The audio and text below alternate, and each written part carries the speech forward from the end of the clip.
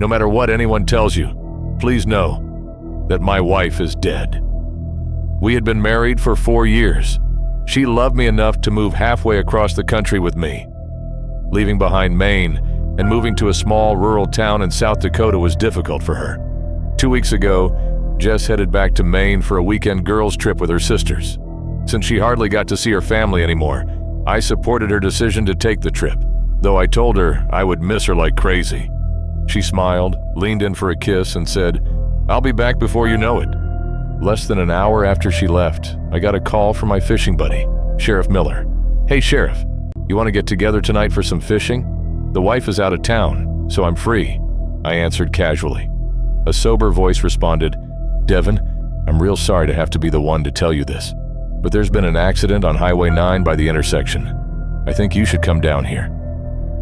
My heart dropped as I hung up and headed out to Highway 9. As I approached, I saw the bright flashing lights of 4 police cars, 2 fire trucks, and 1 ambulance. My hands shook violently as I exited my car and jogged over to the scene. In the middle of the intersection, I could see a semi with its front end smashed in on itself and smoke rising from its exposed engine. I walked up to Sheriff Miller.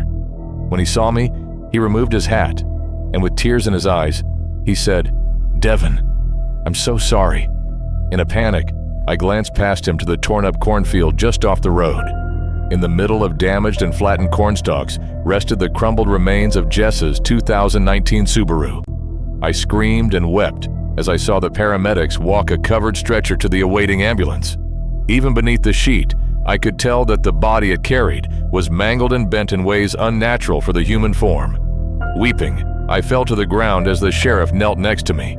He told me he knew how hard this is, but he really needed me to come with him to the medical examiners to positively identify the body. So, he helped me to his car, and we both followed the ambulance.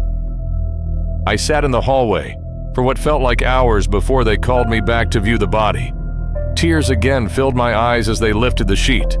It was her. It was my Jess. The crash had knocked one of her eyes loose in its socket, and her jaw was mangled and hung loose. But it was her. The next couple of days were a blur of conversations with the funeral home, the local pastor, and Jess's family, who took the first flight to South Dakota. The funeral was on Sunday afternoon. The whole town came. The pastor spoke about the value of life and the sadness of death. As the casket was lowered to the ground, I sat there, staring into the void. Slowly, family and friends began to leave, but not me. I stayed. I watched the workers fill the grave. I watched the last of the dirt disappear beneath the setting sun. And when I finally drove home, I did so knowing one thing with absolute certainty. My wife was dead. It was dark when I got home. My parents and Jess's parents both begged me to come over to the hotel so that we could grieve together. But I told them I needed to be alone. In reality, I didn't want them to stop me from drinking away my pain. Several bottles later, I sat alone in the darkness of my living room, as drunk as could be, but still unable to forget. That's when I heard the front door unlock. It took me a moment to realize what I was hearing. It was the low jingle of keys, followed by someone fumbling to fit the key in the lock. Then, a loud click. Next, the front door swung open, flooding the entryway with moonlight. I stared through groggy eyes as a familiar silhouette filled the doorway. A voice I never thought I'd hear again said, "Why is it so dark in here?" before calling out for me, "Devin, are you home, honey?" I couldn't believe my eyes. This can't be her. "Who are you?" I said with slurred words. At that, she jumped slightly, startled by my words coming from the darkness. She turned on the hallway light and saw me in the chair. "What do you mean? Who are you?" "It's me, your wife," she said playfully, before following up with, "Why are you sitting in the dark?" I had no words. I simply stared at her in disbelief. Her eyes glanced down to the empty bottles on the floor, and a frown formed on her face. "Really, Devin? I leave for 3 days, and you start doing this again? I thought we were past this." I slowly stood to my feet and took a wobbly step towards her. "I don't know who you are, but this isn't funny. Jess is dead. Leave me alone." "What are you talking about?" she said in an annoyed tone. "I'm not dead. I was visiting sisters. Don't you remember?" I stumbled forward towards her. "Jess is dead." She laughed. "Okay. You've definitely had too much to drink. I literally talked to you from Bangor yesterday." "You're not real," I mumbled as my eyes grew foggy and I collapsed in a drunken stupor. The next morning, I woke with a splitting headache. I wasn't sure how I'd gotten to bed, but I lay there staring up at the ceiling. The grief of the last few days returned, and I sighed as the reality of life without Jess returned.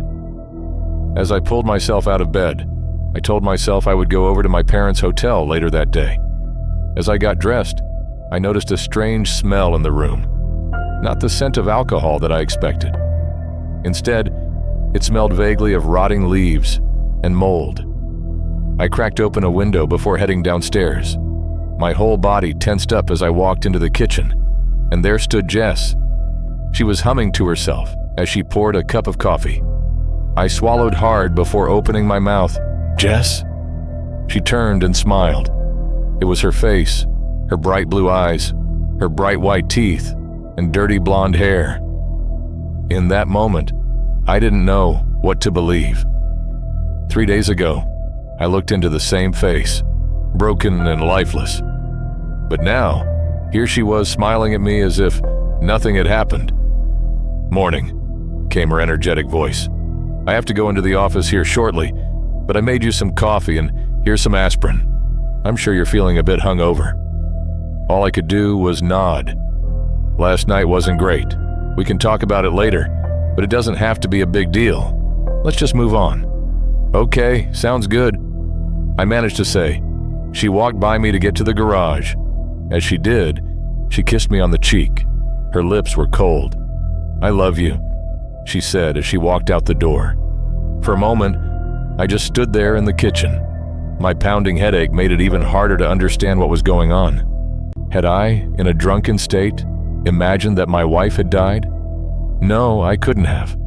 I was there. I smelled the burning flesh and saw the body. But if I wasn't imagining her death, then who was I just talking to? It looked like Jess. It sounded like her too. My memories tell me that she is dead, but my eyes tell me that she's alive. So which one do I believe? Maybe someone else can tell me. I muttered aloud as I reached for the phone. "Hey, Devin." Sheriff Miller's jolly voice came through the phone. "You want to get together tonight for some fishing? The wife is working a late shift, and I get done around 5 if you're free." "Sheriff, it's Jess." "What about her?" "The accident." Silence.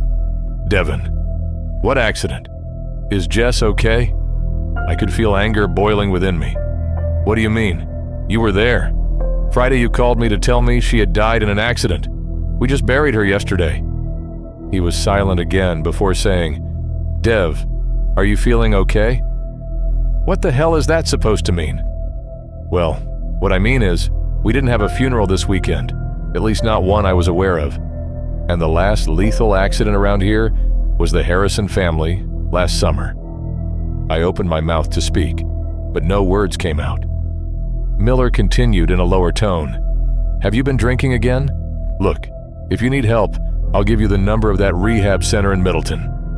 Without another word, I ended the call. Next, I called my parents, and though I had seen them yesterday at the funeral, they claimed they hadn't left Maine in months. For the next hour, I scoured the internet, trying to find any news coverage of the accident or an online obituary, but there wasn't any trace of the events of this last weekend anywhere online. I then found myself searching the house for the bulletin from the funeral service, or maybe one of the many "sorry for your loss" cards I had received. But there was nothing. No cards, no notes, not so much as a scrap of paper from the funeral home. Nothing. By noon, I felt like I was losing my mind, and my last evidence of my wife dying could only be found at the funeral home. So I walked 4 blocks over to the funeral home. As I entered, I was greeted at the front desk by an elderly man wearing a 3-piece suit. "Good afternoon, sir. How may I help you?" he said in a shaky yet soothing voice. "Yeah. Hi. I was wondering if I've ever done any business here?" He raised one eyebrow and asked, "You've forgotten if you've done business with a funeral home?" Yeah. I was just wondering if you could check my name against your files." "Very well. What is your name?" After giving him my name, he typed it into the computer and said, "It seems that this last Saturday, you purchased one burial plot in the East Field. Is that ringing any bells?" I nodded. "Yeah, it is. Could you give me the lot number? I'd like to check that it's the one I wanted." He wrote it on a sticky note and handed it to me. I didn't really need the lot number. I knew exactly where Jess's grave was. I walked out into the East Field, but was shocked to find that the beautiful headstone that Jess's parents and I bought was no longer there. It was an empty lot. The ground had clearly been disturbed recently, but there was no headstone. I double-checked the number to be sure it was right, and it was. I found myself staring vacantly at the lot, and as I did, a small thought in the back of my mind began to grow. I must have made it up. By the time I walked home, it was nearing dinner time. As I approached my house, I saw Jess's Subaru in the drive. Another detail disproved my memories. I took a deep breath and braced myself before walking inside. Seeing Jess still was a shock to my system. I could hear Jess. She was in the kitchen, humming to herself as she did in the morning. I could feel my heart beat faster as I walked. Jess had made herself dinner and was just about to start eating when she noticed me walking in. She gave a wide smile and said, "Hey you, how was your day?" This felt weird. I forced a smile. "It was good. How was yours?" "Incredible," she said as she turned to grab her plate. "What are you eating?" I asked awkwardly. "Oh, I needed some protein, so I cooked up a few of the steaks from the freezer," she replied as she took a greedy bite out of one of the steaks. I gazed at her uncomfortably before saying, "Jess, you're a vegetarian. You don't eat meat." At this, she stopped chewing for a moment and looked like a child looks when they're caught in a lie.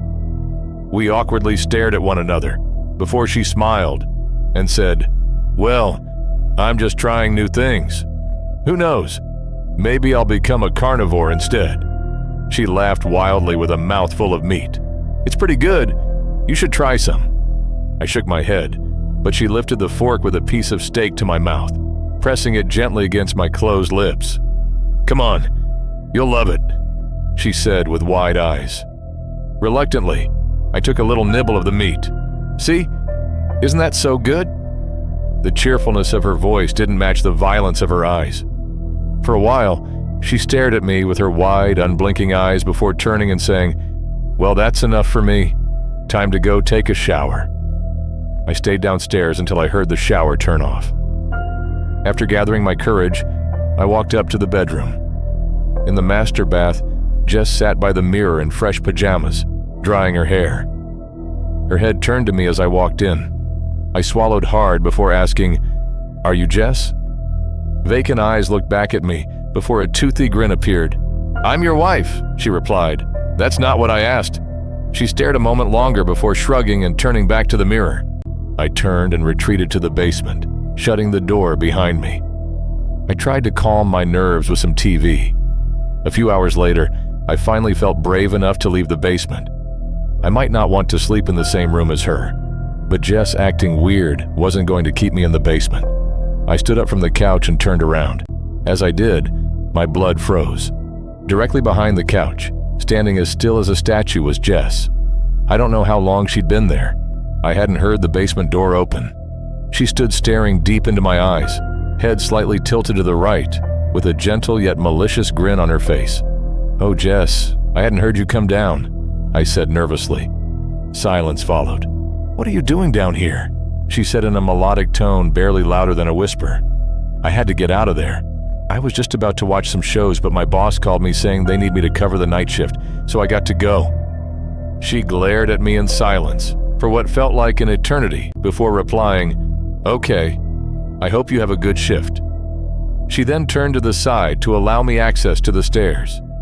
As I walked up the stairs, I could feel her warm breath on my neck as she followed close behind. Trying to stay calm, I found my wallet and keys before saying, "Bye, honey." She didn't respond. I resisted the urge to run to my car. As I turned the key, I breathed a sigh of relief. The real Jess would have known that I had been out of work for months. I felt convinced that that wasn't my wife, but I had to be sure. Jess stood in the window watching as I backed out and pulled away. I had to know. I had to know what happened to my wife and what was now in my house, and only one place would give me answers. So I stopped at the local hardware store and bought a shovel. I then waited till 1 a.m. when I was sure no one was out. Parking a little ways away, I cautiously walked to the east field of the cemetery. Something was buried in my lot. There was no headstone, but the dirt had clearly been moved. So I started digging. It must have been past 3 a.m. when my shovel hit the hard concrete of a burial vault. My lot had something in it. I took the time to clear off the rest of the vault lid before climbing out of the grave to run back to my car for a sledgehammer. Within the hour, I was covered in sweat, but the majority of the vault cover was gone or loose.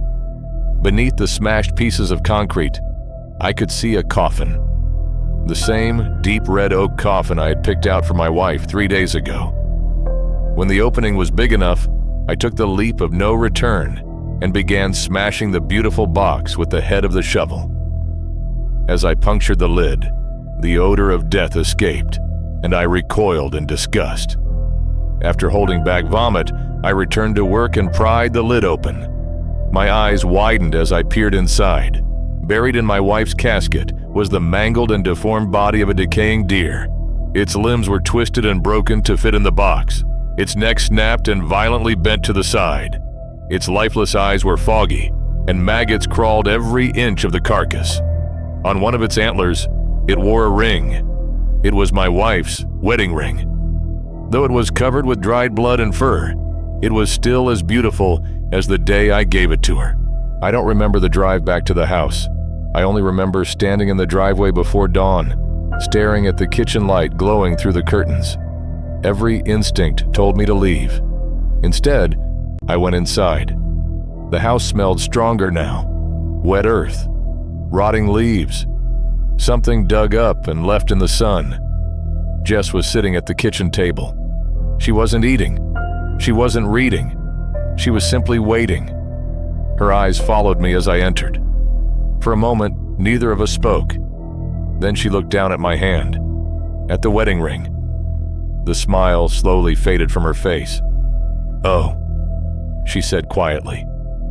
The single word sounded more disappointed than angry. I took a step backward. "What are you?" I whispered. She tilted her head. The movement went too far, her neck bending several inches past what should have been possible. "I'm your wife." "No." For the first time since she'd appeared, she stopped smiling entirely. Something dark moved behind her eyes. But the voice tried to be kind. "You weren't supposed to dig." The voice was almost hers. Almost. I backed toward the door. She made no effort to stop me. Instead, she folded her hands on the table and watched. As I reached the doorway, she spoke one last time. "Devin?" I froze. "When you get lonely enough." A grin stretched across her face. "You'll come back." I left and never looked back. Since then, I've tried to move on. I'm working part-time in a new city in a different state. My wife is gone even though no one believes me. I'm both grieving and terrified. Because every now and then I get voicemails from unknown numbers. It's the same message every time. In the voice of my wife, barely holding back laughter. The thing says, "Devin, when are you coming home?"